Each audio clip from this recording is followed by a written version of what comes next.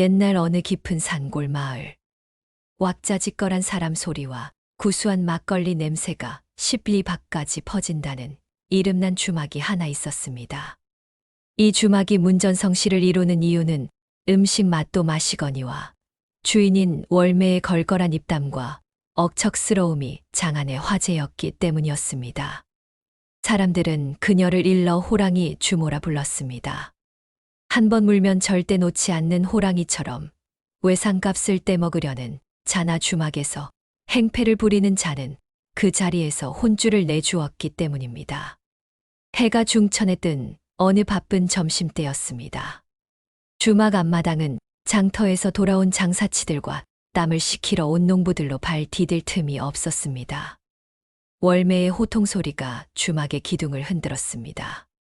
아니, 이 빌어먹을 인간들아, 술을 마셨으면 곱게 돈을 내고 갈 것이지 어딜 슬금슬금 뒷구멍으로 내빼려 하느냐? 쌍코야, 저기 저 갓쓴 새님 바짓가랑이를 잡아서라도 술값을 받아내거라. 부엌에서 전을 부치던 쌍코가 헐레벌떡 뛰어나와 도망가려던 사내의 앞을 가로막았습니다. 아이고, 나으리. 우리 주모 성격 아시면서 왜 이러십니까? 돈 안 내시면 저 오늘 저녁에 국물도 못 얻어먹습니다. 어서 주십시오, 어서. 에이, 거참. 누가 안 준다고 했나?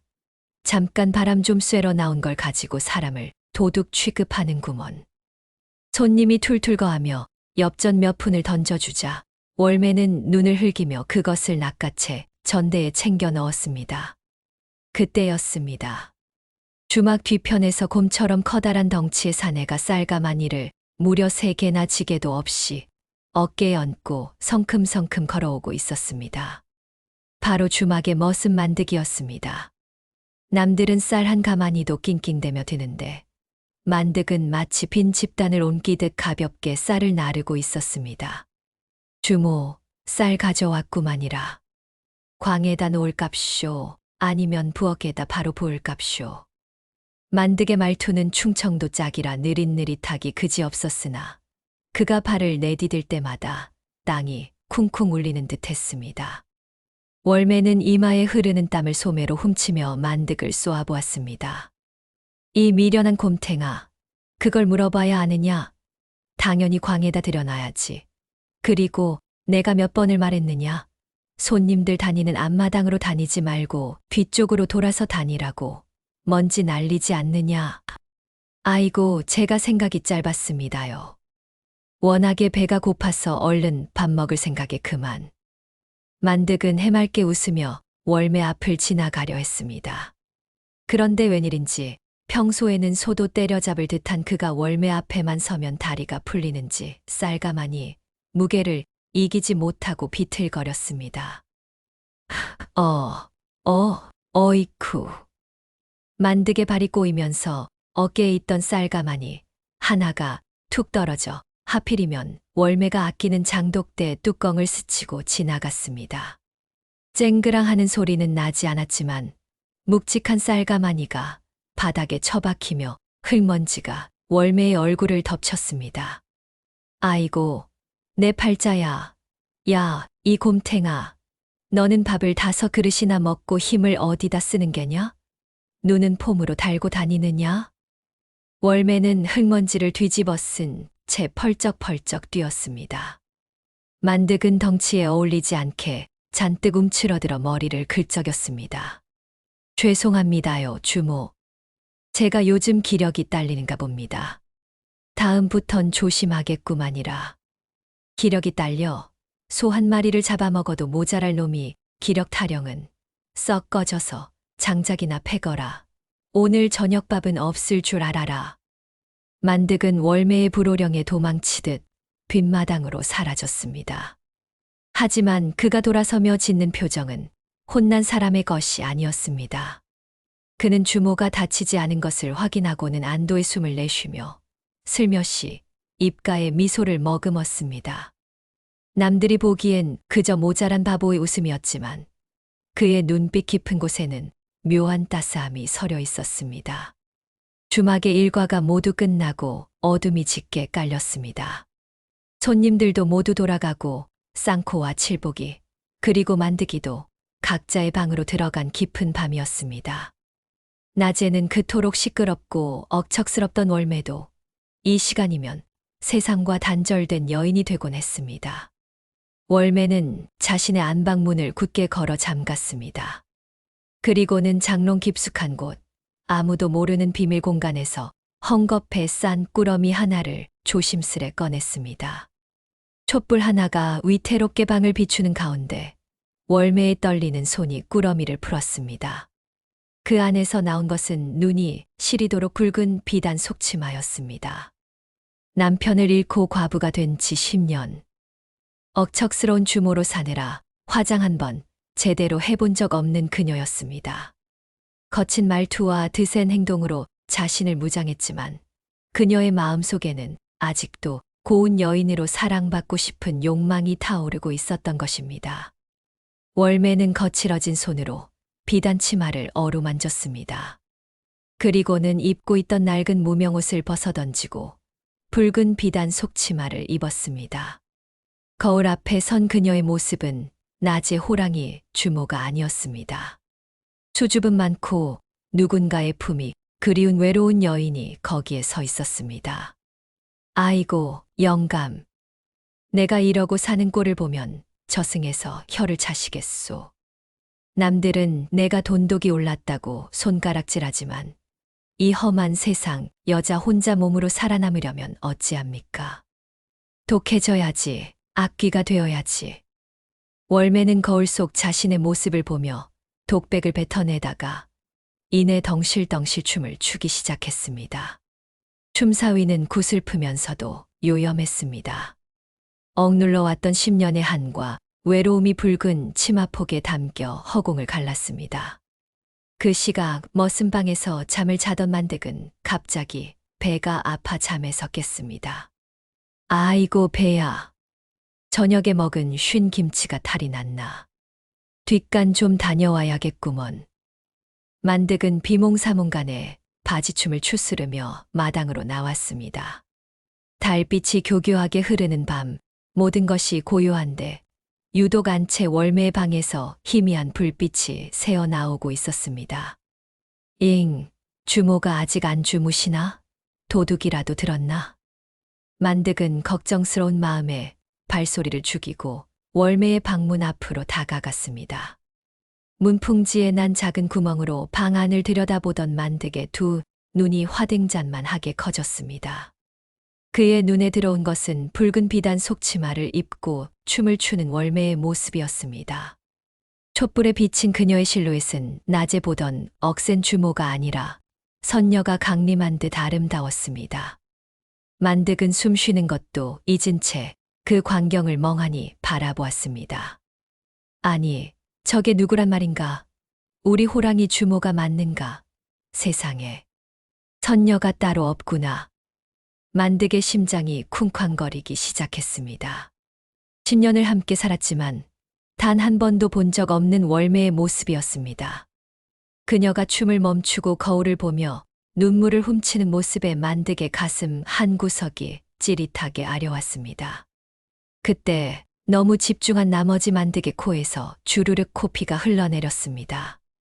만득은 당황하여 뒷걸음질을 쳤습니다. 그러다 그만 뒤에 있던 빈 장독대를 건드리고 말았습니다. 둔탁한 파여름이 고요한 밤 공기를 찢고 마당에 울려 퍼졌습니다. 방 안에서 춤을 추던 월매가 화들짝 놀라 비명을 질렀습니다. 누구냐? 밖에 누구 있느냐? 월매는 황급히 이불을 뒤집어 쓰고 문을 벌컥 열었습니다. 문 밖에는 만득이 코를 틀어막고 엉거주춤 서 있었습니다. 아니, 만득이 내 놈 아니냐? 이 밤중에 잠 안 자고 못하는 짓이냐? 아니 그게 아니옵고 주모. 저는 뒷간이 급해서 가다가 고양이가 그렇습죠. 도둑 고양이 놈이 장독을 깨고 도망가길래 잡으려다가 그만. 만득은 횡설수설하며 깨진 장독대 파편을 발로 슬슬 밀어 감추려 했습니다. 월매는 의심스러운 눈초리로 만득을 쏘아보았지만 자신이 입고 있는 붉은 속치마가 들킬까봐 더 이상 추궁하지 못했습니다. 시끄럽다. 고양이고 나발이고 얼른 가서 잠이나 자거라. 한 번만 더 시끄럽게 굴면 내일 밥은 진짜 없을 줄 알아라. 월매는 쾅 하고 문을 닫아버렸습니다. 닫힌 문을 바라보며 만득은 가슴을 쓸어내렸습니다. 하지만 그의 머릿속에는 방금 본 월매의 붉은 치마와 눈물 젖은 얼굴이 지워지지 않았습니다. 머슴 방으로 돌아온 만득은 자리에 눕지 못하고 벽에 기대앉았습니다. 쿵쾅거리는 심장을 진정시키며 그는 품속이 아닌 바지춤 깊숙한 곳을 더듬었습니다. 그곳에는 낡고 꼬질꼬질한 종이 한 장이 꿰매어져 있었습니다. 그의 기억은 10년 전 눈보라가 치던 어느 겨울날로 거슬러 올라갔습니다. 당시 만득은 길바닥에서 굶어 죽어가던 거지 소년이었습니다. 그런 그를 거두어준 것은 다름 아닌 월매의 죽은 남편 김대감이었습니다. 김대감은 죽기 직전 병석에 누워 어린 만득의 손을 잡고 유언을 남겼습니다. 만득아, 너는 힘이 장사고 마음이 진실된 아이니 내 부탁 하나만 하자. 내가 죽고 나면 우리 부인은 홀로 험한 세상을 살아가야 한다. 여린 사람이 독해지지 않고는 버틸 수 없을 게야. 내가 바보인 척, 모자란 척 곁에 머물며 그 사람을 지켜다오. 그리고 이 문서는 김대감은 떨리는 손으로 품에서 종이 한 장을 꺼내 만득에게 쥐어주었습니다. 세상 사람들은 믿어도 돈은 거짓말을 안 한다. 훗날 우리 부인이 정말로 절체절명의 위기에 처했을 때 그때 이 문서를 꺼내거라. 그 전까지는 목에 칼이 들어와도 비밀을 지켜야 한다. 회상에서 깨어난 만득은 쓴웃음을 지었습니다. 대감마님, 제가 10년 동안 밥만 축내는 바보 천치 흉내 내느라 아주 죽겠습니다요. 그래도 오늘 보니 주모가 아니 마님이 참말로 외로우신가 봅니다. 제가 꼭 지켜드릴 겁니다. 이 곰탱이만 믿으십시오. 만득은 바지춤을 단단히 여미고 다시 자리에 누웠습니다. 붉은 치마를 입은 호랑이 주모와 엄청난 비밀을 품은 곰 같은 머슴. 이 두 사람의 기묘하고도 아슬아슬한 동거는 다가올 거대한 폭풍을 예고하고 있었습니다. 폭풍전야처럼 고요한 밤이 지나고 이윽고 운명의 아침이 밝았습니다. 마을 어귀의 흙먼지를 일으키며 화려한 가마 한 채가 들어섰습니다. 가마 안에는 깐깐하게 생긴 눈매와 욕심이 덕지덕지 붙은 얼굴의 사내 최 부자가 타고 있었습니다. 그는 부채를 촤악 펼치며 주막 쪽을 바라보았습니다. 저 천박한 주막이 요즘 돈을 긁어모은다지. 근본 없는 것들이 설치인 꼴이라니. 내 저곳을 손 좀 봐줘야겠구나. 최 부자의 입가에 비릿한 미소가 번지며 평화롭던 주막의 검은 그림자가 들이오기 시작했습니다. 제 이막 젖은 등과 먹물 묻은 얼굴. 계절은 어느덧 바뀌어 삼복더위가 기승을 부리는 한여름이 되었습니다. 해가 머리 꼭대기에서 이글거리니 주막 앞마당의 흙바닥에서는 아지랑이가 피어오르고 숨을 쉴 때마다 뜨거운 김이 턱턱 막혀오는 날이었습니다. 바람 한 점 불지 않는 날씨 탓에 주막을 찾은 손님들도 연신 부채질만 해댈 뿐 시원한 막걸리조차 미지근해지는 그런 무더운 날이었습니다. 점심 장사가 한 차례 폭풍처럼 지나가고 잠시 한산해진 틈을 타 월매는 부엌 뒷문을 활짝 열어 젖혔습니다. 이마와 등줄기에서 흐르는 땀이 속적삼을 흥건하게 적셔 불쾌하기 짝이 없었습니다. 아이고, 쪄 죽네 쪄 죽어. 내가 전생에 무슨 죄를 지어서 이 불가마 앞에서 전을 붙이고 있는지 원. 이러다간 호랑이가 아니라 찐 만두가 되게 생겼다. 월매는 땀에 젖어 목덜미에 달라붙은 머리카락을 쓸어 올리며 부채질을 해댔지만 더운 바람만 일어날 뿐 시원함이라곤 찾아볼 수가 없었습니다. 그때 마당 한 구석 우물가에서 만득이 우통을 벗어 제끼고 등목을 하는 모습이 눈에 들어왔습니다. 구릿빛으로 그을린 떡 벌어진 어깨와 등 근육 위로 시원한 우물물이 촤악 쏟아져 내리고 있었습니다. 월매는 자신도 모르게 침을 꼴깍 삼켰습니다. 평소엔 곰처럼 미련해 보이던 만득이었지만 물에 젖은 탄탄한 몸을 보니 과부의 가슴에 불을 지피기에 충분했습니다. 월매는 헛기침을 하며 만득을 불렀습니다. 어흠, 만득아, 거기서 혼자만 시원하면 다냐? 내 상전은 더워 죽겠는데 눈치도 없는 놈 같으니라고. 만득이 물기를 털어내며 해맑게 웃으며 돌아보았습니다. 아이고, 주모 나오셨습니까요? 날이 참말로 덥습죠. 소도 더워서 혀를 쑥 빼고 있구만이라. 주모도 등목 한판 하시지요. 물이 아주 얼음장입니다. 월매는 못 이기는 척 주위를 두리번거렸습니다. 다행히 손님들은 모두 방 안에 들어가 있거나 평상에 널브러져 있어 뒷마당을 보는 눈은 없었습니다. 그럴까? 너무 더워서 살 수가 있어야지. 에라 모르겠다. 너 이리 와서 물 좀 끼얹어 봐라. 딴만 먹거나 엉큼하게 굴면 누나를 쏙 빼놓을 테니 허튼 수작 말고. 월매는 겉토처고리를 벗어 평상에 던져두고 얇은 못이 적삼 차림으로 우물가 널찍한 돌 위에 엎드렸습니다. 얇디 얇은 못이 적삼은 땀에 젖어 이미 그녀의 등 라인을 고스란히 드러내고 있었습니다. 만득은 두레박으로 우물물을 길어 올렸습니다. 차가운 물이 담긴 바가지를 들고 월매의 등 뒤에 섰지만 그의 손은 바들바들 떨리고 있었습니다. 눈앞에 펼쳐진 월매의 하얀 목덜미와 땀에 젖어 살결이 비치는 적삼이 그의 숨을 턱 막히게 했기 때문입니다. 지난밤 붉은 속치마를 입고 춤추던 그 모습이 겹쳐지며 만득의 얼굴은 잘 익은 홍시처럼 붉게 달아올랐습니다. 야, 이 곰탱아, 뭐 하고 서 있느냐? 물 안 붓고 제사 지내느냐? 아, 아닙니다. 갑니다요. 만득은 눈을 질끈 감았다. 뜨며 물을 부었습니다. 차가운 물이 월매의 등줄기를 타고 흐르자 월매의 입에서 묘한 탄성이 터져 나왔습니다. 아우 시원하다. 좀 더 위쪽으로 부어봐라. 물에 젖은 못이 적삼은 이제 투명한 막처럼 변해 월매의 살결에 찰싹 달라붙었습니다. 그 모습은 실로 요염하기 그지없었습니다. 만득은 시선을 어디에 두어야 할지 몰라 허둥지둥했습니다. 시선을 피하려 하늘을 보면 태양이 눈부시고 땅을 보면 월매에 젖은 허리춤이 보이니 진퇴양난이었습니다. 아이고 어머니, 대감마님.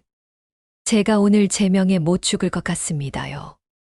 심장이 터져서 죽거나 코피가 터져서 죽거나 둘 중 하나겠습니다.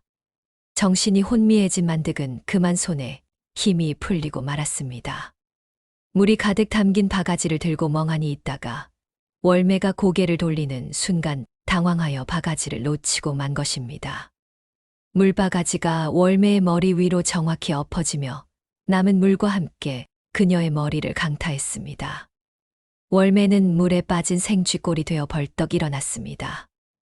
야, 이 미친놈아. 등목을 시켜달랬지. 누가 물고문을 하랬느냐. 내 머리 다 깨지겠다. 아이고 죄송합니다요. 주모, 파리가 안길래 잡으려다가 그만. 제가 죽을 죄를 졌습니다. 만득이 허둥지둥 수건을 찾아 월매의 얼굴을 닦아주려다 발이 꼬여 월매 쪽으로 넘어지는 바람에 두 사람은 젖은 몸으로 바닥에 엉켜 뒹굴고 말았습니다. 묘하게 야릇하고도 우스꽝스러운 자세가 연출된 그 순간 주막 담장 너머에서 헛기침 소리가 들려왔습니다. 에헤이, 쯧쯧쯧. 대낮부터 아주 가관이로구나. 남녀가 유별하거늘 백주대낮에 벌거벗고 뒹굴다니 이 무슨 해괴망측한 변괴란 말이냐. 최 부자였습니다. 그는 부채로 코를 막으며 경멸 어린 눈빛으로 두 사람을 내려다보고 있었습니다. 그의 뒤에는 이방과 몇몇 양반들이 혀를 차며 서 있었습니다. 월매는 기겁하여 만득을 밀쳐내고 온 매무새를 추스르며 일어났습니다. 아니, 최 부자 어른 아니십니까? 뭘 잘 모르시고 하시는 말씀인데 더워서 등목 좀 하다가 발이 미끄러져서. 시끄럽다. 핑계 없는 무덤 없다더니 천한 것들이 하는 짓이 다 그렇지. 내년이 과부라고 아주 막 나가는구나. 내 이 추태를 관하에 고하여 주막문을 닫게 할 수도 있음을 명심하거라. 최 부자는 꼬투리를 잡았다는 듯 일기양양하게 웃으며 돌아섰습니다.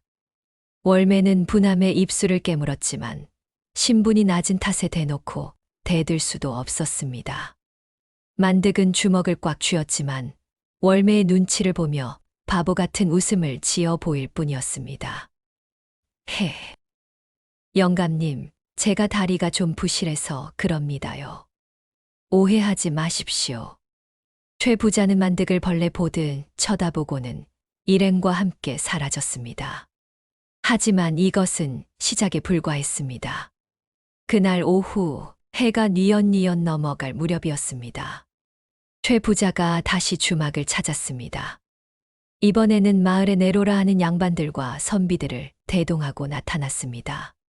명목은 시와 모임이었지만 실상은 월매를 골탕 먹이고 주막의 길을 꺾어 놓으려는 속셈이 뻔했습니다. 그들은 주막에서 가장 좋은 평상을 차지하고 앉아 값비싼 안주와 술을 시켰습니다. 월매는 속이 부글부글 끓었지만 손님이니 어쩔 수 없이 술상을 차려내갔습니다. 자. 이 풍광 좋은 곳에서 술 한 잔 기울이며 시 한 수 읊지 않고서야 어찌 양반이라 하겠소. 여봐라 주모, 여기 와서 술 좀 따르거라.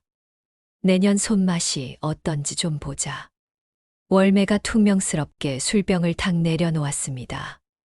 술은 각자 따라 드시는 게 요즘 풍류라 하더이다. 저는 바빠서 이만 물러갑니다. 내 인연 감히 양반의 명을 거역하느냐? 천한 것이라 풍류를 모르는구나. 내가 그를 아느냐, 시를 아느냐, 평생 파전이나 뒤집을 줄 알지 문자의 향기를 알 리가 없지. 최 부자는 주위 양반들의 웃음을 유도하며 붓을 들었습니다. 그리고는 가져온 화선지에 일필이지로 한 시를 써 내려갔습니다. 먹물이 번지며 난해한 글자들이 종이를 채웠습니다. 자, 보거라. 유유상종이라. 끼리끼리 모인다는 뜻이지. 짐승은 짐승끼리, 천한 것은 천한 것끼리. 딱 너희 주막골을 두고 하는 말 아니겠느냐? 최 부자가 쓴 종이를 흔들어 보이자 좌중이 폭소를 터뜨렸습니다. 월매의 얼굴이 불그락푸르락해졌습니다. 그를 모르는 서름이 북받쳤지만 저들이 비웃는 내용이 자신을 향한 모욕임은 본능적으로 알 수 있었습니다. 그때 부엌에서 국밥 그릇을 나르던 만득이 비틀거리며 평상 쪽으로 다가왔습니다. 그의 손에는 행주가 들려 있었지만 다른 한 손은 국물이 넘쳐 흐르는 뚝배기를 들고 위태위태해 보였습니다. 아이고 뜨겁습니다. 길 좀 비켜주십시오. 국물이 튑니다요. 만득이 소리치며 최 부자 옆을 지나가는 순간 뚝배기에서 뻘건 국물이 튀어 최 부자의 갓과 얼굴에 튀었습니다. 아이고 뜨거워. 이게 무슨 짓이냐, 이 미친놈아. 최 부자가 펄쩍 뛰며 소리쳤습니다. 만득은 당황한 척하며 주변을 두리번거렸습니다. 아이고 매, 죄송합니다요. 영감님, 제가 닦아드리겠습니다. 닦을 게 어디 있나. 만득의 눈이 평상 위에 놓인 최 부자의 귀한 시가 적힌 종이에 고정되었습니다. 아직 먹물이 마르지도 않은 그 종이를 만득은 망설임 없이 낚아챘습니다. 옳지, 여기 아주 좋은 걸래. 아니 종이가 있구만이라. 아, 안 돼. 그건 내 명필. 최 부자가 말릴 틈도 없었습니다. 만득은 그 종이를 구겨서 최 부자의 얼굴을 벅벅 문지르기 시작했습니다. 가만 계십시오. 국물 자국 남으면 안 빠집니다요. 아주 깨끗하게 닦아드리겠습니다. 쓱싹쓱싹. 으악, 이거 놔라. 내 얼굴, 내 시. 만득이 손을 떼고 물러서자 최 부자의 얼굴은 붉은 국물 자국 대신 시커먼 먹물로 범벅이 되어 있었습니다. 눈, 코, 입 할 것 없이 까맣게 칠해진 모습이 마치 숯가마에서 막 나온 도깨비 같았습니다. 순간 정적이 흘렀습니다. 그리고 곧이어 주막에 있던 모든 손님, 심지어 최 부자가 데려온 양반들까지 배를 잡고 구르며 웃음을 터뜨렸습니다. 푸아하하, 저 꼴 좀 보게. 시커먼 까마귀가 따로 없네 그려. 명필이 얼굴에 가꾸먼 얼굴로 시를 쓰셨소. 월매도 참지 못하고 부엌 문틀을 잡고 웃음을 터뜨렸습니다. 10년 묵은 체증이 내려가는 듯 했습니다. 최 부자는 부들부들 떨며 먹물 묻은 얼굴로 만득을 노려보았습니다. 하지만 만득은 세상에서 가장 억울하고 순진한 표정을 짓고 있었습니다. 아니, 영감님 얼굴 닦아드린 건데 왜 화를 내십니까요? 이 종이가 식탁 닦는 종이가 아니었습니까? 글씨가 꼬불꼬불한 게 딱 행주감인 줄 알았는데. 이 무식한 놈, 그를 모르니 죄를 물을 수도 없고 내 오늘 당한 수모를 절대 잊지 않겠다. 두고 보자. 최 부자는 먹물이 뚝뚝 떨어지는 얼굴을 소매로 가리고 도망치듯 주막을 빠져나갔습니다. 그의 뒤로 사람들의 비웃음 소리가 꼬리처럼 따라붙었습니다. 쌍코와 칠복이 만득에게 달려와 엄지손가락을 치켜 세웠습니다. 와, 만득이 형님, 진짜 대단하십니다. 일부러 그러신 거죠. 헤. 일부러는 무슨. 내가 그를 모르지 않느냐. 그냥 종이가 있길래 쓴 거지. 만득은 머리를 긁적이며 웃었지만 월매와 눈이 마주치자 찡긋 윙크를 보냈습니다. 월매는 얼굴을 붉히며 고개를 돌렸지만 입가에 번지는 미소를 감출 수는 없었습니다. 하지만 그날 밤 주막에 불이 꺼지고 모두가 잠든 시각, 최 부자의 집 사랑방에서는 음침한 모의가 이루어지고 있었습니다. 얼굴에 먹물을 씻어낸 최 부자는 도끼 서린 눈으로 이 방을 바라보았습니다. 이 방 자네 내 돈 먹고 일처리를 그따위로 할 텐가. 저 천한 것들이 나를 능멸했네. 내 가만두지 않을 것이야. 진정하십시오, 부자 어른. 안 그래도 제가 좋은 묘책을 가져왔습니다. 힘으로 누르는 건 하수나 하는 짓이지요. 우리는 법으로, 그리고 부자 어른이 가장 잘 다루시는 문서로 놈들의 숨통을 끊어야지요. 이방이 품에서 낡은 장부 하나를 꺼내 놓았습니다. 그것은 대박 주막에 걸에 내역을 조작한 가짜 장부였습니다. 월매 그 여편네가 그를 모른다는 점을 이용하는 겁니다. 식재료 값을 떼먹었다는 증거를 만들었습니다. 그리고 하나 더. 대낮에 남녀가 발가벗고 엉겨붙어 있었다면서요. 그걸 음행으로 몰아붙이면 됩니다. 과부가 머슴과 놀아나 풍기를 물랑케 했으니 주막을 폐쇄하고 멍석마리를 해도 할 말이 없을 겁니다. 오, 역시 자네는 비상해. 그래, 법은 주먹보다 가까운 법이지. 글도 모르는 짐승놈들이 법맛을 보면 오줌을 지를 게다. 내일 당장과 나의 포졸들을 풀게나. 최 부자의 탐욕스러운 웃음소리가 밤하늘을 갈랐습니다. 다가올 위기를 모른 채 주막의 식구들은 고난잠에 빠져 있었습니다. 다음 날 아침 주막은 여느 때처럼 분주하게 문을 열 준비를 하고 있었습니다. 월매는 콧노래를 흥얼거리며 마당을 쓸고 있었고 만득은 장작을 패고 있었습니다. 장작 쪼개지는 소리가 경쾌하게 울려 퍼졌습니다. 그때였습니다. 이놈들, 죄인은 오라를 받아라. 관아의 포졸들이 창을 들고 주막으로 들이닥쳤습니다.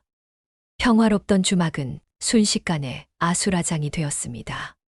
손님들은 혼비백산하여 달아났고 월매와 만득은 영문도 모른 채 포졸들에게 둘러싸였습니다.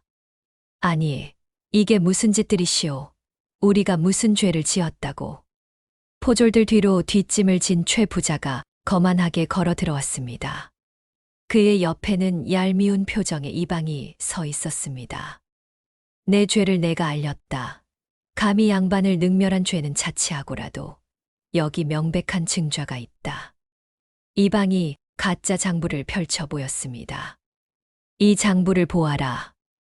내년이 지난 3년간 쌀가게와 고깃간에서 외상을 지고 갚지 않은 돈이 무려 300냥이다. 채권자들이 이 장부를 근거로 주막을 압류해 달라고 관아에 고발하였다. 월매는 눈이 휘둥그레졌습니다.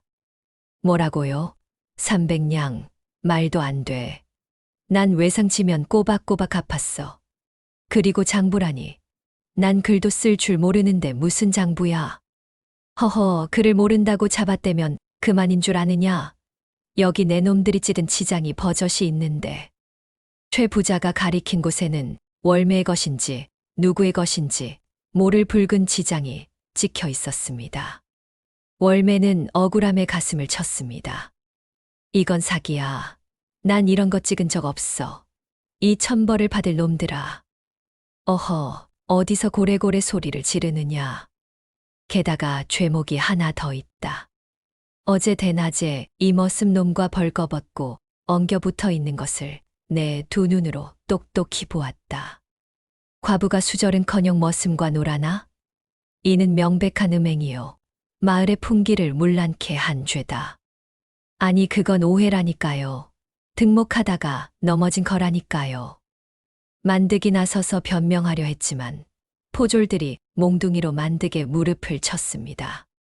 만득은 억소리를 내며 무릎을 꿇었습니다. 닥쳐라, 짐승 같은 놈들. 내 놈들의 더러운 입으로 하는 말은 믿을 수 없다. 여봐라, 이 놈들을 당장 포박하여 관아로 끌고 가라. 주막은 당장 폐쇄하고 집기들은 모두 관아로 압송한다. 포승줄이 월매와 만득의 몸을 쫌쫌이 묶었습니다. 월매는 분해서 눈물을 흘렸습니다. 자신이 평생 피땀 흘려 일군 주막이 그리고 자신의 명예가 저런 사기꾼의 현올림에 한순간에 무너진다는 것이 믿기지 않았습니다. 만득아, 미안하다. 나 때문에 내가 험한 꼴을 당하는구나. 월매가 힘없이 고개를 떨구자 곁에 묶인 만득이 작은 목소리로 속삭였습니다. 주모, 걱정 마십시오. 진실은 밝혀지는 법입니다. 그리고 제가 있지 않습니까? 만득의 눈빛은 더 이상 바보의 것이 아니었습니다. 그는 최 부자를 노려보며 속으로 다짐했습니다.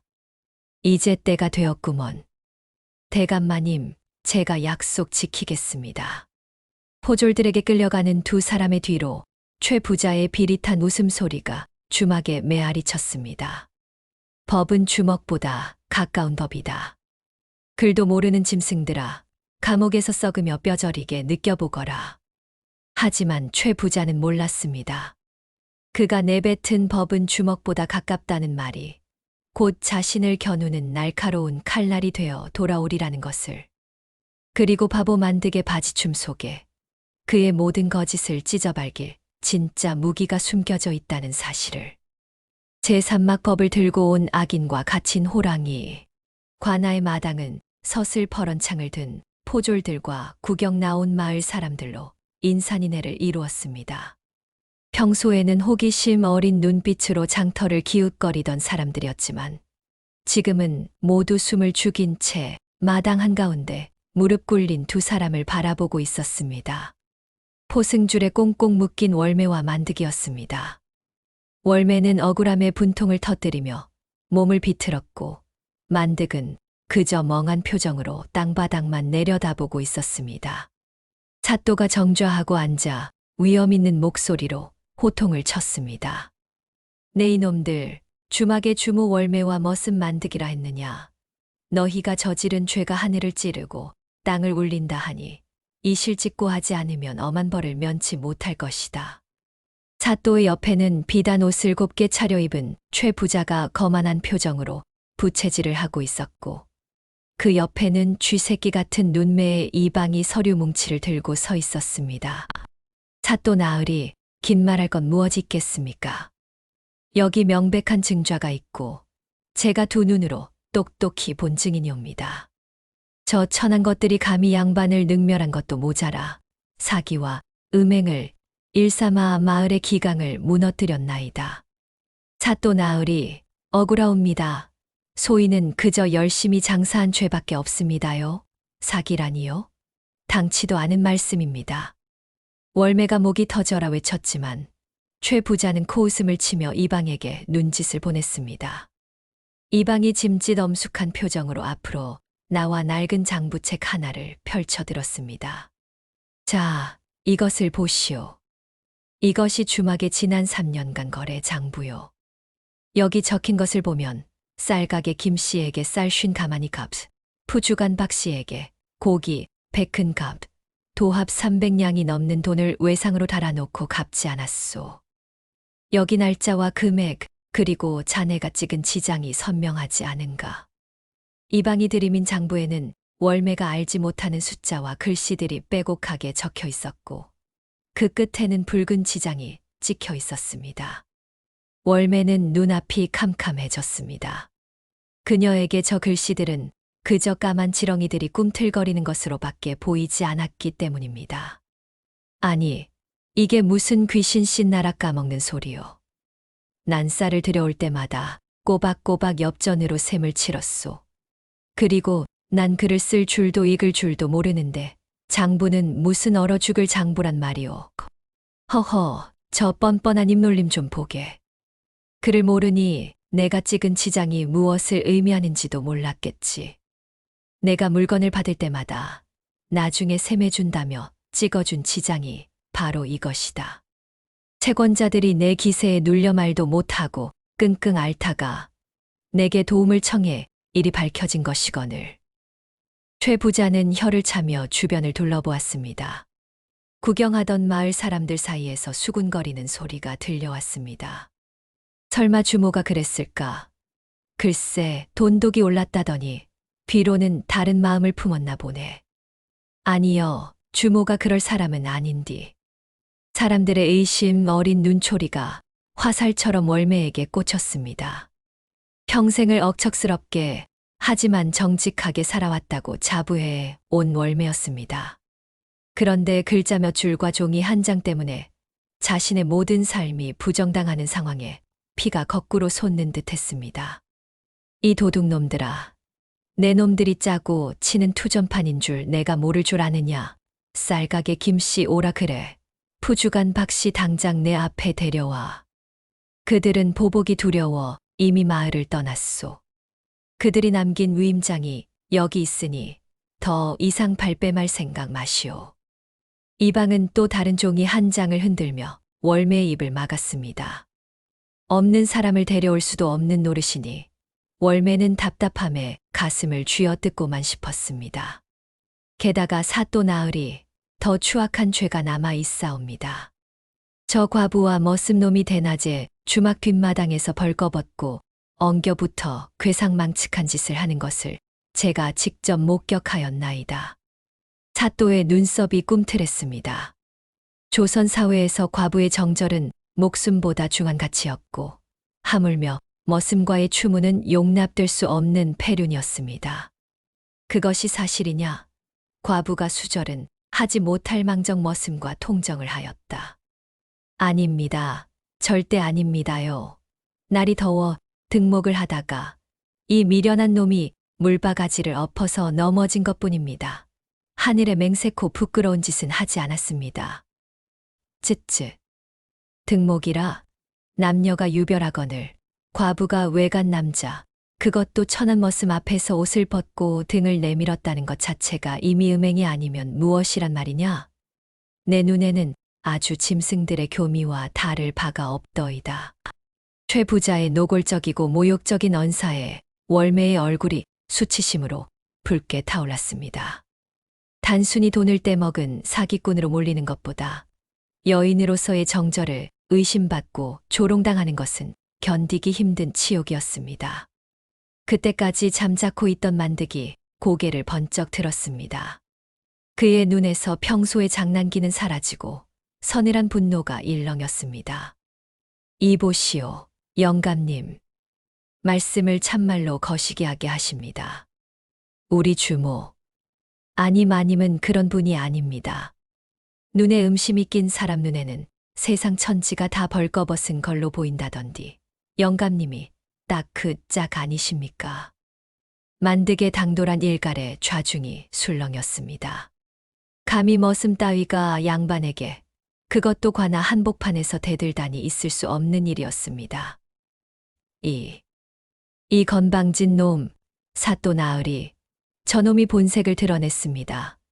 양반을 모욕하고 법정을 능멸하는 저놈을 당장 처라 하십시오. 여봐라, 저 무례한 놈의 주리를 틀어라. 내 죄를 내 입으로 실토할 때까지 뼈가 부서지도록 틀 것이다. 포졸들이 달려들어 만득의 다리 사이에 몽둥이를 끼우고 비틀기 시작했습니다. 으드드. 뼈가 뒤틀리는 끔찍한 소리가 났지만 만득은 하는 짧은 신음만 내뱉을 뿐 비명을 지르지 않았습니다. 오히려 이를 악물고 최 부자를 쏘아보았습니다. 안 돼, 만득아. 아이고, 사또 나으리. 차라리 저를 치세요. 저 미련한 놈이 뭘 안다고 그럽니까? 제발 저놈은 놔주세요. 월매가 울부짖으며 몸부림쳤지만 포승줄은 더욱 단단하게 그녀를 조여올 뿐이었습니다. 보시오. 절이 서로를 감싸고 도는 꼴을 보니 사통한 것이 명백하지 않소. 아주 눈물겨운 사랑 노름이로구나. 법은 냉정한 것이다. 글도 모르고 법도 모르는 짐승들아. 너희에게 어울리는 곳은 저 지저분한 감옥 바닥뿐이다. 최 부자는 부채를 탁 접으며 사또에게 판결을 재촉했습니다. 듣거라. 죄인 월매와 만득은 사기, 횡령, 그리고 풍기문란의 죄가 명백하다. 내일날이 밝는 대로 이들을 형틀에 묶어 만인 앞에서 곤장을 칠 것이며 주막은 관에 귀속시키도록 하겠다. 당장 저들을 하옥하라. 예, 사또. 포졸들이 만득과 월매를 질질 끌고 갔습니다. 끌려가는 와중에도 최 부자는 승리감에 도취되어 그들을 향해 조소를 날렸습니다. 내 분명 말하지 않았더냐. 법은 주먹보다 가까운 법이라고. 무식한 것이 죄요, 없는 것이 죄니라. 억울하면 그를 배우고 양반으로 태어났어야지. 그의 말은 비수가 되어 월매의 가슴에 꽂혔습니다. 차가운 냉기가 감도는 옥사 안. 썩은 지푸라기 냄새와 퀴퀴한 곰팡내만이 가득했습니다. 육중한 나무 문이 쾅 하고 닫히자 세상과 단절된 정막이 찾아왔습니다. 좁은 감옥 안에 갇힌 두 사람은 한동안 말이 없었습니다. 월매는 구석에 웅크리고 앉아 소리 죽여 울고 있었습니다. 주막은 죽은 남편이 남긴 유일한 유산이자 그녀의 피땀이 서린 전부였습니다. 그것을 눈뜨고 코 베이듯 빼앗기게 생겼으니 그 원통함은 이루 말할 수 없었습니다. 아이고, 영감. 내가 죄인이요. 당신이 어떻게 남겨준 주막인데 내 무식함 때문에 글자 까막눈이라서 이 꼴을 당하는구려. 이제 죽어서 무슨 낯으로 당신을 뵙겠소. 월매의 흐느낌 소리가 돌벽에 부딪혀 메아리 쳤습니다. 그녀의 어깨가 가늘게 떨리고 있었습니다. 낮에는 호랑이처럼 기세등등하던 여장부였지만 거대하고 부조리한 권력의 벽 앞에서는 그저 힘없는 여인일 뿐이었습니다. 만득은 아픈 다리를 절뚝이며 월매의 곁으로 다가갔습니다. 주리에 틀린 다리가 퉁퉁 부어올랐지만 그는 내색하지 않았습니다. 주모, 울지 마십시오. 눈 부으면 내일 아침에 보기 흉합니다요. 만득이 서툴게 월매의 어깨를 토닥였습니다. 월매는 고개를 들어 눈물 범벅이 된 얼굴로 만득을 바라보았습니다. 이 미친놈아. 지금 농담이 나오느냐? 넌 억울하지도 않아? 나 때문에 괜히 엮여서 다리 병신되고 곤장 맞게 생겼는데 너는 바보같이 왜 나서기는 나서서. 뭐가 억울합니까? 저는 하나도 안 억울합니다. 억울한 건 주모지요. 저는 밥만 많이 먹는 식충이 머슴인데 주모가 걷어줘서 10년 동안 배불리 먹고 따신 방에서 잤지 않습니까? 그거면 됐습니다. 만득은 씩 웃어 보였습니다. 어둠 속에 그의 하얀 이가 드러났습니다. 그 순박한 웃음을 보자 월매는 더욱 가슴이 미어지는 것 같았습니다. 너란 놈은 속도 없느냐? 내일이면 곤장 맞아 죽을지도 모르는데. 안 죽습니다요. 제 맷집 좋은 거 아시지 않습니까? 그리고 주모. 만득이 목소리를 낮추며 진지한 표정으로 월매를 응시했습니다. 그 영감탱이가 그랬습죠. 법은 주먹보다 가깝다고. 그리고 무식한 게 죄라고. 저는 그 말이 참말로 듣기 싫습디다. 사람이 사람답게 사는 게 먼저지. 글자 몇 개 안다고 사람 깔보는 놈들이야말로 진짜 무식한 놈들 아니겠습니까? 월매는 만득의 말에 잠시 울음을 멈추었습니다. 늘 모자라다고 생각했던 만득의 입에서 나온 말이라기엔 너무나 뼈가 있는 말이었습니다. 걱정 마십시오. 하늘이 무너져도 솟아날 구멍은 있다 안 합니까? 그리고 대감마님이 그러셨습니다. 진심은 통하는 법이라고. 내일 날 밝으면 알게 될 것입니다. 누가 진짜 죄인이고 누가 진짜 주인인지. 만득은 의미심장한 말을 남기고는 벽에 기대앉아 눈을 감았습니다. 그리고는 슬그머니 손을 자신의 바지춤으로 가져갔습니다. 허리춤 깊숙한 곳, 10년 동안 한 번도 꺼내지 않았던 땀과 체온에 절어 누렇게 바랜 종이의 감촉이 손끝에 닿았습니다. 대감마님, 이제 때가 된 것 같습니다요. 저 거만한 최부자 놈의 콧대를 꺾어놓고 우리 마님 눈에서 눈물 쏙 들어가게 해줘야겠습니다. 이 종이 한 장이 몽둥이보다 더 무섭다는 걸 보여줘야지요. 만득의 손에 힘이 들어갔습니다. 그는 더 이상 바보 머슴 만득이 아니었습니다. 사랑하는 여인을 지키기 위해 그리고 정의를 바로 세우기 위해 발톱을 숨긴 곰이 사냥 준비를 마친 순간이었습니다. 한편 옥사박 담장 밑에서는 두 개의 그림자가 쑥덕거리고 있었습니다. 쌍코와 칠복이었습니다. 그들은 옥졸 몰래 주먹밥 몇 덩이를 싸 들고 면회를 온 것이었습니다. 어떻게 칠복아? 우리 주모랑 만득이 형님 내일이면 진짜 큰일 나는 거 아니야? 최 부자 그 영감탱이가 아주 작정을 했어. 그러게 말이야. 내가 마을 사람들한테 물어보니까 최 부자가 이방이랑 짜고 가짜 장부를 만든 게 확실하다던데. 증거가 없으니 답답해 미치겠네. 쌍코가 발을 동동 구르며 옥사의 작은 창살 틈으로 주먹밥을 밀어 넣으려 애썼습니다. 주모, 만득이 오빠, 이거라도 좀 먹고 기운 차려요. 우리가 어떻게든 방법 찾아볼게요. 마을 사람들한테 탄원서라도 써달라고 할까 봐요. 옥사 안에서 월매의 힘없는 목소리가 들려왔습니다. 쌍코야. 고맙다. 근데 소용없을 게다. 그들이 법이고 그들이 하늘인데 우리가 뭘 어쩌겠니. 너희들이나 휘말리지 말고 어서 가라. 주막문 닫으면 너희 갈 길 찾아서 떠나고. 무슨 소리예요? 주모가 없는데 우리가 어딜 가요? 우린 절대 포기 안 해요. 쌍코와 칠복은 눈물을 훔치며 옥졸이 오는 소리에 황급히 몸을 숨겼습니다.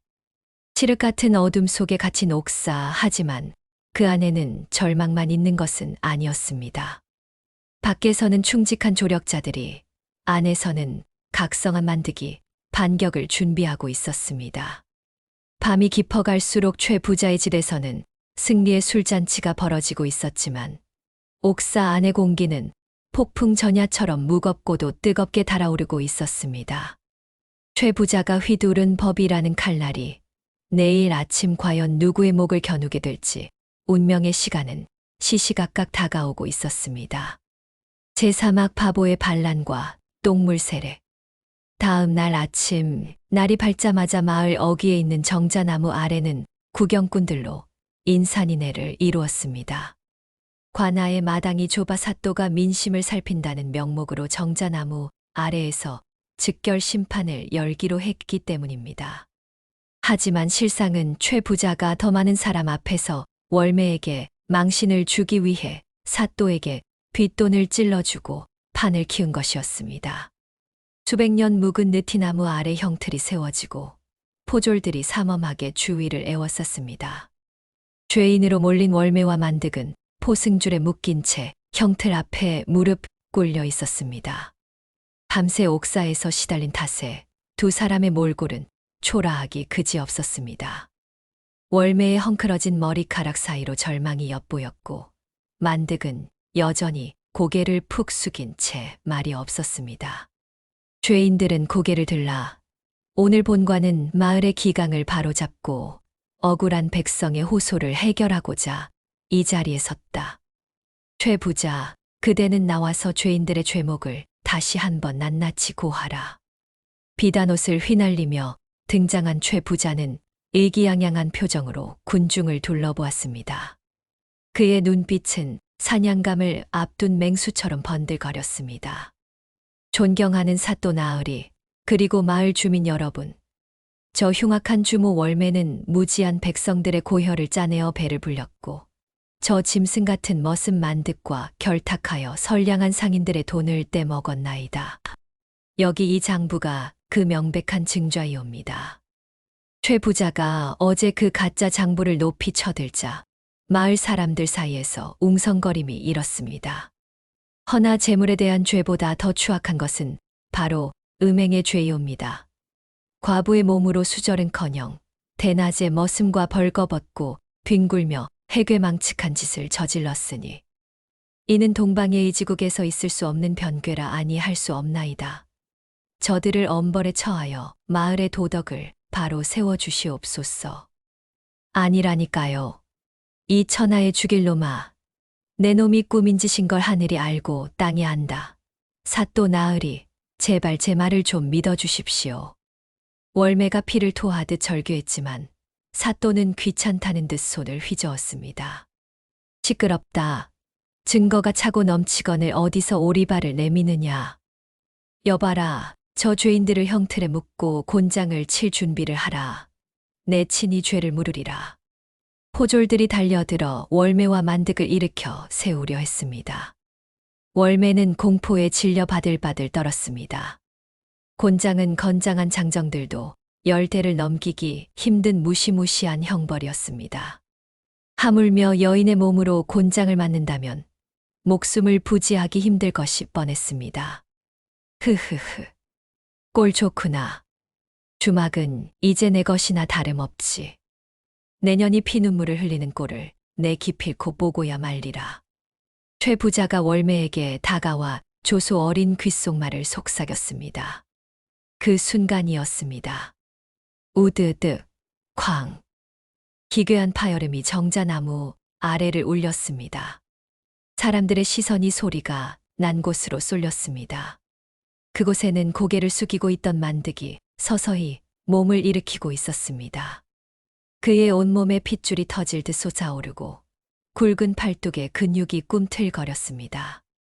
만득이 묶여있던 육중한 나무 형틀이 그의 괴력에 의해 박살이 나 바닥에 나뒹굴고 있었습니다. 나직하지만 묵직한 목소리였습니다. 이놈이 어딜 감히 일어나. 포졸 2명이 만득의 어깨를 눌렀지만 만득은 꿈쩍도 하지 않았습니다. 오히려 그가 어깨를 한번 털자 포졸들이 낙엽처럼 나가떨어졌습니다. 그만하라 하지 않았습니까? 만득이 고함을 지르며 몸을 비틀자 그를 쫌쫌이 묶고 있던 두꺼운 포승줄이 힘없이 끊어져 나갔습니다. 헉! 사또도 최 부자도 구경하던 마을 사람들도 모두 경악하여 입을 다물지 못했습니다. 밧줄을 맨손으로 끊고 형틀을 부수다니 그것은 인간의 힘이 아니었습니다. 저놈이 미쳤나? 반란이다. 저놈을 당장 베어라. 최 부자가 뒷걸음질 치며 소리쳤습니다. 하지만 만득의 눈빛에 압도된 포졸들은 감히 다가서지 못하고 창끝만 겨눌 뿐이었습니다. 만득은 자유로워진 손으로 자신의 바지춤 깊숙한 곳을 더듬었습니다. 법이 주먹보다 가깝다고 하셨지요? 그렇다면 어디 그 잘난 법대로 한번 해봅시다. 만드기 바지춤에서 꺼낸 것은 꼬질꼬질하게 때가 타고 누렇게 변색된 종이 한 장이었습니다. 그는 그 종이를 소중하게 펼쳐들고 사또 앞으로 성큼성큼 걸어갔습니다. 사또 나으리, 이 종이를 좀 봐주십시오. 이것이 진짜 장부고 이것이 진짜 법이올시다. 그것이 무엇이냐? 가까이 가져와 보라. 사또가 떨떠름한 표정으로 종이를 받아들었습니다. 종이를 읽어내려가던 사또의 눈이 점점 커지더니 이내 최 부자를 향해 날카롭게 번뜩였습니다. 이것은 차용증이 아니냐. 나 최가 죄지 않은 김 대감에게 금 1,000냥을 빌리며 이를 갚지 못할 시 전 재산을 김 대감에게 양도한다. 여기 찍힌 이 낙과는 최 부자, 내 놈의 것이 맞느냐? 최 부자의 얼굴이 사색이 되었습니다. 아니 그게 무슨. 그럴 리가 없사옵니다. 그 빚은 이미 다 갚아지. 아니, 그 문서는 가짜이옵니다. 가짜, 천만의 말씀. 영감님, 그 문서 쓴 지 딱 10년 됐습니다. 우리 대감마님 돌아가시기 직전에 영감님이 무릎 꿇고 빌어서 써준 거 아닙니까? 대감마님이 그러셨습니다. 사람은 배신해도 돈은 거짓말 안 한다고. 그래서 내가 이걸 10년 동안 내 바지춤에 넣고 다녔습니다. 뒷간에 갈 때도 잠잘 때도 한 번도 안 빼놓고 말이오. 만드기 뒤를 돌아 월매를 바라보았습니다. 그의 눈빛은 더 이상 바보의 것이 아니었습니다. 든든한 수호신의 눈빛이었습니다. 그리고 우리 마님 괴롭히지 마십시오. 우리 마님이 밤마다 붉은 치마 입고 춤춘 게 죄란 말입니까? 만득의 목소리가 떨리기 시작했습니다. 그건 죄가 아닙니다. 서방님 일찍 보내고 여자 혼자 몸으로 억척같이 사느라 힘들어서. 남들 앞에서는 센 척해도 밤에는 외롭고 서러워서 혼자 운 거란 말입니다. 죽은 서방님 그리워서 예쁜 옷 한번 입어보고 싶어서 그런 건데. 그게 죄입니까? 그게 음행입니까? 남의 슬픔을 구경거리로 만드는 내 놈들이야말로 진짜 죄인 아니냐 이 말이다. 만득의 사자 후에 정자나무 아래는 찬물을 끼얹은 듯 조용해졌습니다. 월매는 만득의 말에 참았던 눈물을 터뜨렸습니다. 10년 동안 가슴 속에 묻어두었던 응어리가 만득의 외침 한 번에 녹아내리는 듯 했습니다. 그녀는 처음으로 만득이, 아니 그 사내가 남자로 보였습니다. 마님, 제가 늦어서 미안합니다. 이제 아무도 마님 못 건드립니다. 제가 다 박살내버릴 겁니다. 만득이 처음으로 주모가 아닌 마님이라 부른 순간이었습니다. 사또는 만득이 내민 차용증과 이방이 들고 있던 가짜 장부를 번갈아 보았습니다. 여봐라, 최 부자가 제출한 장부와 이 차용증의 필체를 대조해 보아라. 관아의 서기가 달려나와 두 문서를 살폈습니다. 사또 나으리, 두 문서의 필체가 정확히 일치하옵니다. 특히 1,002 첸을 쓸 때 획을 긋는 버릇이 똑같습니다. 이는 최 부자가 가짜 장부 또한 직접 작성했음을 의미하옵니다. 내 이놈 최 부자, 내 놈이 빚을 갚지 않으려고 오히려 채권자의 미망인에게 누명을 씌워 재산까지 갈취하려 했더냐. 이는 사기죄, 무고죄, 그리고 관아를 기망한 죄까지 더해져 용서받지 못할 중죄니라. 최 부자는 다리가 풀려 주저앉았습니다. 아닙니다. 억울합니다. 저 머슴 놈이 문서를 위조한 것입니다. 저 무식한 놈이 그를 알 리가. 무식한 건 내가 아니라 내 놈이지. 글자 몇 개 안다고 사람 딸보다가 제가 쓴 글씨 때문에 망하게 생겼으니 이게 바로 자업자득 아니겠느냐?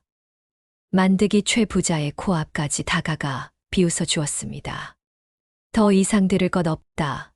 여봐라, 저 간악한 최 부자와 이방놈을 당장 형틀에 묶어라. 저놈들을 매우 쳐라. 형세가 완전히 역전되었습니다.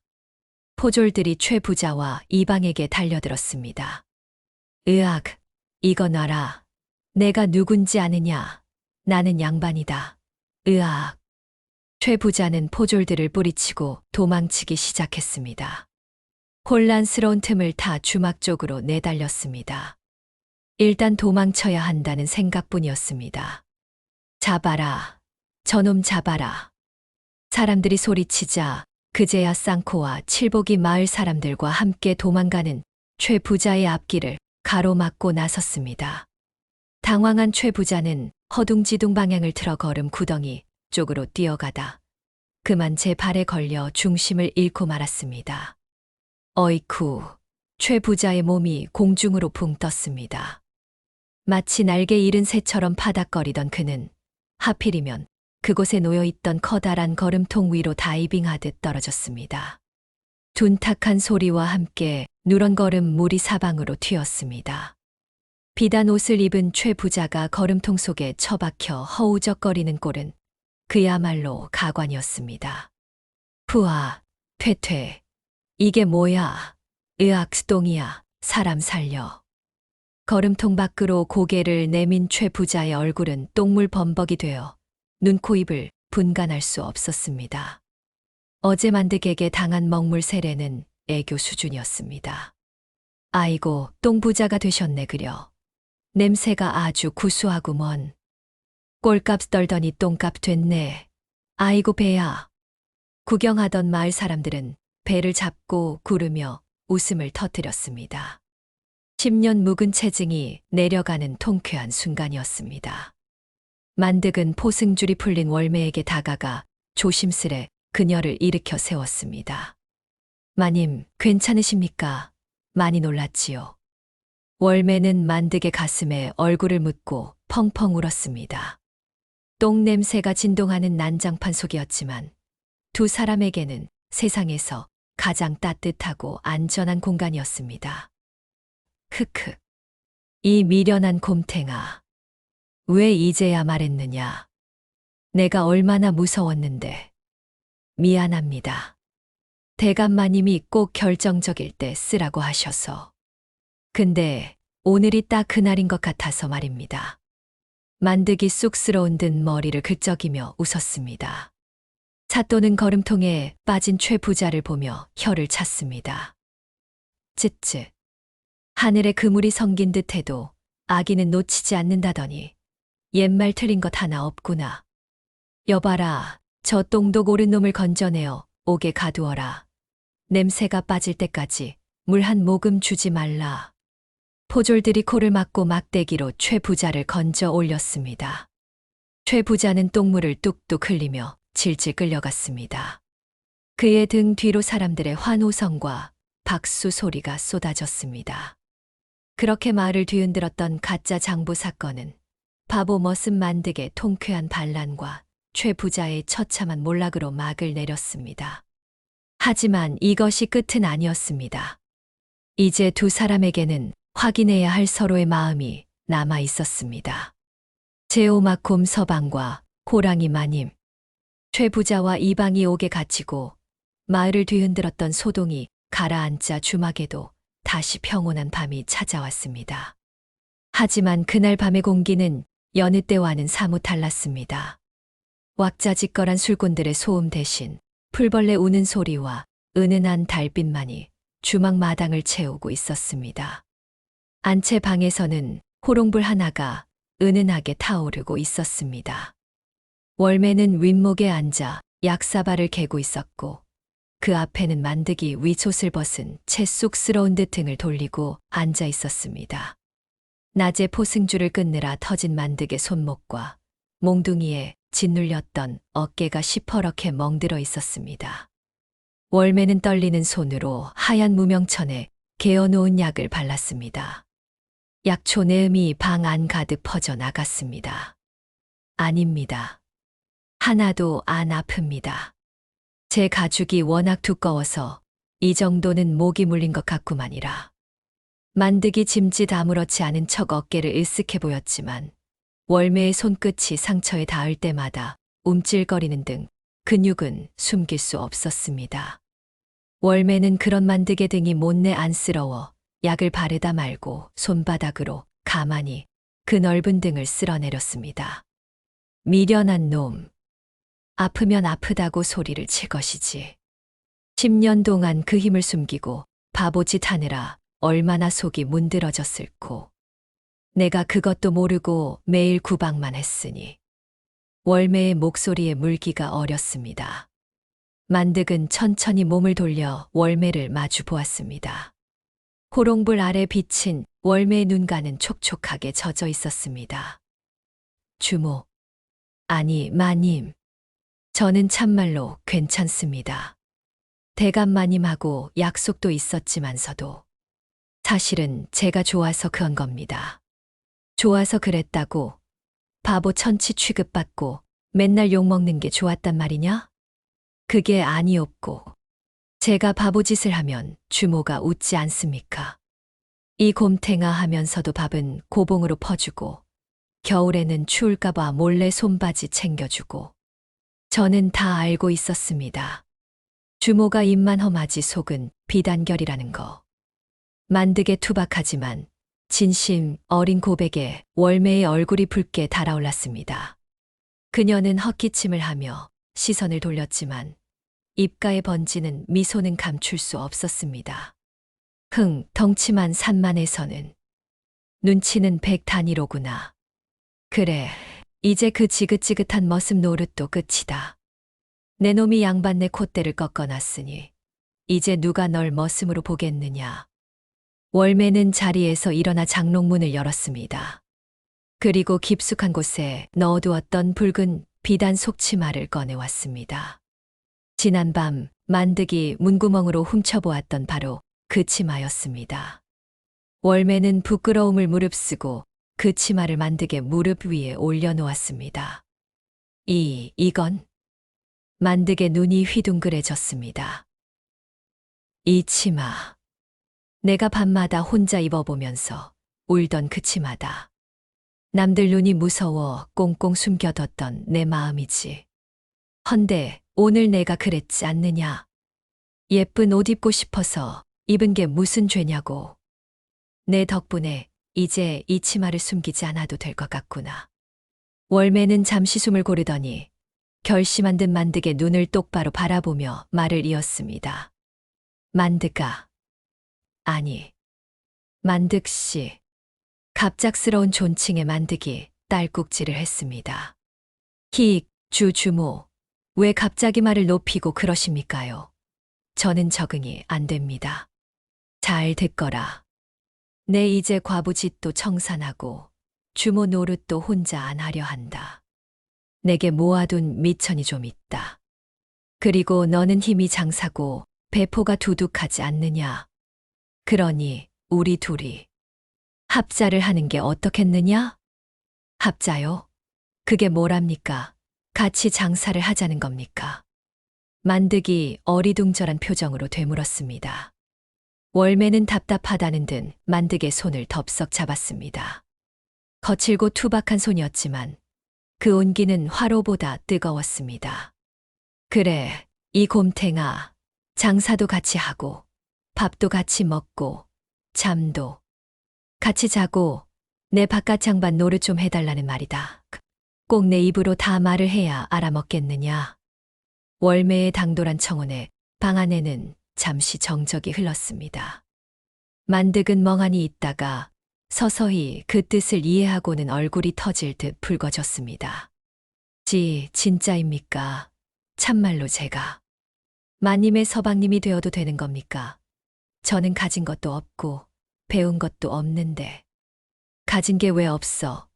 그 10년 묵은 진심이 있고 이 듬직한 몸뚱이가 있지 않느냐. 그거면 차고 넘친다. 싫으면 관두거라. 내 다른 놈 알아보러 갈 테니. 월매가 토라진 척 엉덩이를 들썩이자 만득이 기겁을 하며 월매의 허리를 와락 끌어안았습니다. 안 됩니다. 절대 안 됩니다. 제가 할 겁니다. 곰 서방할 겁니다. 평생 마님 머슴하고 서방하고 호위무사하고 다 하겠습니다. 만득의 곰 같은 힘에 월매의 몸이 붕 떠올랐습니다. 감격에 겨운 만득이 힘 조절을 하지 못하고 월매를 너무 세게 으스러져라 껴안은 것입니다. 우두둑 월매의 허리에서 뼈마디가 비명을 지르는 소리가 났습니다. 아, 야, 이 미친 곰탱아. 사람 잡네, 사람 잡아. 내 허리 끊어진다. 이거 안 놓느냐? 아이고, 죄송합니다, 마님. 제가 너무 좋아서 그만. 만득이 화들짝 놀라 발을 풀자 월매는 바닥에 털썩 주저앉아 허리를 잡고 끙끙거렸습니다. 하지만 고통스러운 표정 속에서도 그녀의 눈은 웃고 있었습니다. 어휴. 내가 전생에 무슨 죄를 지어서 저런 곰을 만났을꼬. 그래도 어쩌겠느냐.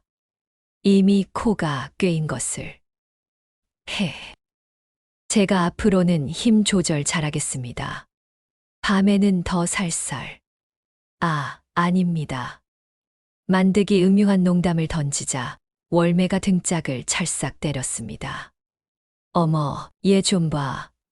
너 바보 연기할 때보다 지금이 더 능글맞다. 다 마님한테 배운 겁니다요. 사랑하면 닿는다지 않습니까? 두 사람은 서로를 바라보며 한바탕 웃음을 터뜨렸습니다. 10년이라는 긴 세월 동안 주인과 머슴으로 때로는 앙숙처럼 지내왔던 두 사람 사이에 벽이 완전히 허물어지는 순간이었습니다. 그날 밤 주막 안채의 불은 늦도록 꺼지지 않았습니다. 창호지 문 위로 두 사람의 그림자가 하나로 겹쳐졌습니다. 밖에서는 풀벌레들이 두 사람의 새 출발을 축복하듯 요란하게 울어댔습니다. 다음 날 아침 주막 앞에는 새로운 일이 벌어졌습니다. 만득이 사다리를 타고 올라가 기존의 낡은 간판을 떼어내고 칠복이 써준 새로운 간판을 달고 있었습니다. 새 간판의 이름은 곰서방네였습니다. 지나가던 마을 사람들이 간판을 보고 한마디씩 거들었습니다. 어이구, 드디어 합방했는가 보네. 곰이랑 호랑이가 만났으니 이제 저 집 기운을 누가 당해내겠어. 그러게 말일세.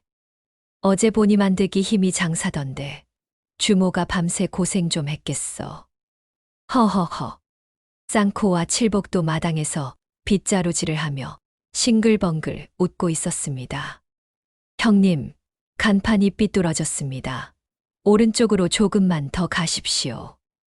아따, 우리 형님 힘이 넘쳐나시네. 어제 거사를 치르고도 저리 쌩쌩하시니 원. 만득은 사다리 위에서 땀을 닦으며 아래를 내려다보았습니다. 부엌에서 월매가 행주치마를 두르고 나오며 만득을 향해 손을 흔들었습니다. 그녀의 얼굴에는 도끼 대신 연지곤지보다 고운 홍조가 피어 있었습니다. 여보, 내려와서 새참 드슈. 막걸리 시원하게 말아놨으니. 여보라는 말에 만득은 세상을 다 얻은 듯한 표정을 지었습니다. 예, 마님. 아니, 여보, 금방 내려갑니다요.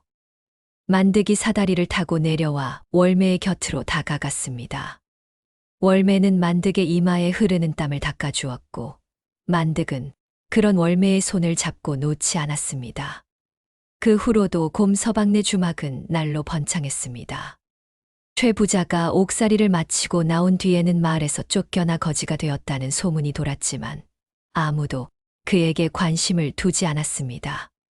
사람들은 오직 곰서방의 우직한 진심과 호랑이 마님의 화끈한 내조가 어우러진 주막 이야기만을 꽃피웠습니다. 어느 눈 내리는 겨울밤, 뜨끈한 온돌방에서 월매는 만득의 무릎을 베고 누워 예시하기를 하곤 했습니다. 그때 내가 그 문서를 안 꺼냈으면 어쩔 뻔했느냐. 글쎄요. 아마 제가 관아를 다 때려 부수고 마님 업고 산으로 튀었겠지요? 우리는 산적 두목이랑 마누라가 됐을지도 모릅니다. 어머, 그것도 나쁘지 않았겠는데. 두 사람의 웃음소리가 밤하늘로 퍼져나갔습니다. 겉으로는 드세고 억척스러워 보였던 여인과 미련하고 바보 같아 보였던 사내.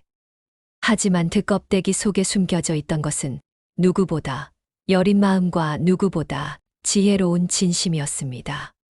세상은 거짓 문서와 거칠애로 남을 속이는 자들이 득세하는 듯 보이지만 결국 승리하는 것은 투박하더라도 변치 않는 진짜 마음이라는 것을 곰 서방과 호랑이 마님은 몸소 보여주었습니다.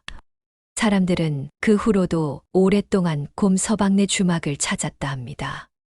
겉은 호랑이요, 속은 여인인 주모와 겉은 곰이나 속은 대장부인 만득의 이야기는 지금도 술잔을 기울이는 이들의 안주가 되어 전해지고 있습니다.